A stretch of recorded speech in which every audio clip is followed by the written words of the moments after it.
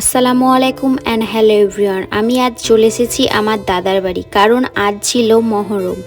আমি তো সকাল সকাল বেরোতে পারিনি বাড়ি থেকে, মানে লালগোলা থেকে। তো আমি 10টা-11টার দিকে বেরিয়েছিলাম, কিন্তু আস্তে আস্তে প্রায় 1টা বেজে গিয়েছিল। তো অনেকটাই দেরি হয়ে গিয়েছিল আসতে, তারপরও আসতে হলো কারণ অনেক বলছিল বারবার আসতে। আমি ভেবেছিলাম যে এবার আসবো না, কিন্তু চলে এলাম। ছোটবেলাতে আমি আমার নানির বাড়ির ওখানে মহরমের উৎসব দেখতাম, কারণ আমার নানির বাড়ির সামনে এইসব উৎসব হতো, মহরম হতো, তো খুব ভালো লাগতো। কিন্তু বড় হওয়ার পর আর নানির বাড়ি যাওয়া হয় না, প্রায় 5 বছর থেকে ওখানে ভালোভাবে যাওয়া হয় না মহরমে। তো এখানে আমার দাদার বাড়ির এখানেও মহরম হয়, এখানে প্রচুর বড় মেলা হয়, তো এখানে আসি। তো ভেবেছিলাম এবার আসবো না, কিন্তু অনেক সবাই বললো আসার জন্য, তো আসতে হলো। আর ইনায়াও কাজ ছিল আসার জন্য, তো তারপরে কি করব, আসতে হলো আমাদেরকে। তো অনেক দেরি হয়ে গেছিল, 1টা বেজে গিয়েছিল। তারপরে এসে সোজা খাওয়া দাওয়া শুরু হয়ে গিয়েছিল। ইনায়া আর ইজান একসাথে এখানে খেতে বসেছিল।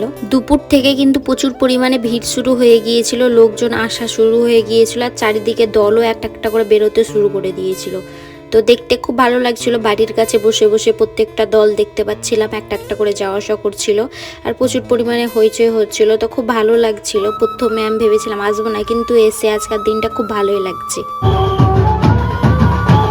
আর আমি নিজে যতটা না এক্সাইটেড, তোমাদের জন্য বেশি এক্সাইটেড। তোমাদেরকে দেখাবো আমাদের এখানে কিভাবে মহরম উদযাপন হয়, তো তোমরাও দেখতে থাকো পুরোটাই। আর আমাদের এই বাড়ির ছাদটা দেখো কতটাই সুন্দর লাগছে। ছাদ বাগান করতে আমার দাদা খুব পছন্দ করে, মানে অনেক রকমের ফুল, শাক সবজি সবকিছু এখানে করা হয়, মানে খুব যত্ন সহকারে গাছগুলোর ধ্যান রাখে, বড় করে, আর প্রচুর পরিমাণ ফুল হয়। এখন দেখলাম যে অতটা ফুল হয়ে নাই, মানে সব দেখাতে পারিনি, আরো অনেক রকমের ফুল ছিল। আর কিছু কিছু দেখলাম যে ফুল মানে ফুটেই ঝরে গিয়েছে। তো এরপরে যদি আমি যাই তোমাদেরকে দেখাবো যে কত রকমের ফুল আছে। আজ আমি তাড়াতাড়ি করে একটু করেছিলাম ভিডিও, বেশিক্ষণ করতে পারিনি, কারণ মহরম নিয়ে আমি বেশি ব্যস্ত ছিলাম এগুলো দেখাবার জন্য। তো ফুলের দিকে অত আমি নজর দিইনি। তো এর পরের দিন যদি আমি যাই তাহলে তোমাদেরকে ডিটেলসে দেখাবো কি কি ফুলের গাছ আছে, তোমরাও দেখে খুশি হয়ে যাবে, এত সুন্দর সুন্দর ফুল। তারপরে আমরা চলে গিয়েছিলাম মহরমের ওই জায়গাটায়, কারণ দেখলাম যে একটা একটা করে দল আসতে শুরু করে দিয়েছে। তো এই জানি না একও ঘুরতে নিয়ে গিয়েছিলাম একটু দেখবে তাই। তারপরে ওরা জিদ করতে লাগলো আইসক্রিম খাবে, তো আইসক্রিম কিনে দিয়েছিলাম। তারপরে দেখলাম যে প্রচুর পরিমাণে ভিড়। এই জানি না এত বিরক্তি খাচ্ছে, মানে দেখে লাফাচ্ছে, অনেক এনজয় করছে, কিন্তু আবার ভিড়ের জন্য বিরক্তিও খাচ্ছিল।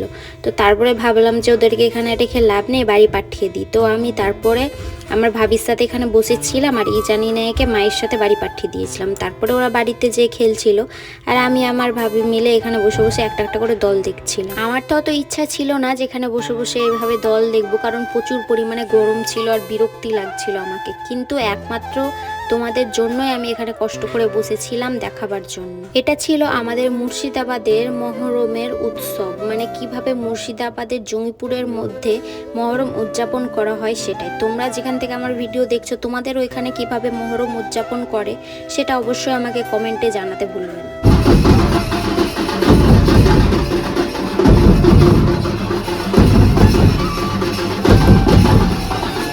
মহরম কিভাবে উদযাপন করা হয় কিভাবে করা হয় না সেটা নিয়ে অনেক বিতর্ক আছে, আমি এটা নিয়ে কিছু বলতে চাইছি না।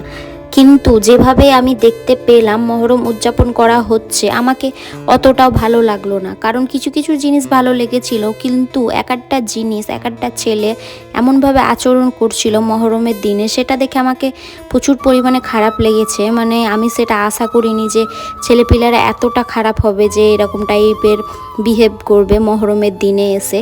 মানে এটা একটা শোক সভা মনে হচ্ছে না, মনে হচ্ছে যে এটা উদযাপন করছে কোনো ভালো একটা জিনিস, বা কারো বিয়ে কিছু অনুষ্ঠান পার্টি চলছে, এরকম টাইপের মনোভাব লাগছিল ছেলেদের মনে। তো যাই হোক, কে কিরকম ভাবে পালন করবে সেটা তাদের ব্যাপার, কিন্তু আমি এটা নিয়ে ডিটেলসে আমি একটা শর্ট ভিডিও বানিয়েছি, মানে মহরমের উদ্দেশ্যে, তোমরা সেটা যে দেখে আসতে পারো। তো আজকের ভিডিওটা এখান থেকে, দেখা হচ্ছে পরবর্তী ভিডিওতে। টাটা।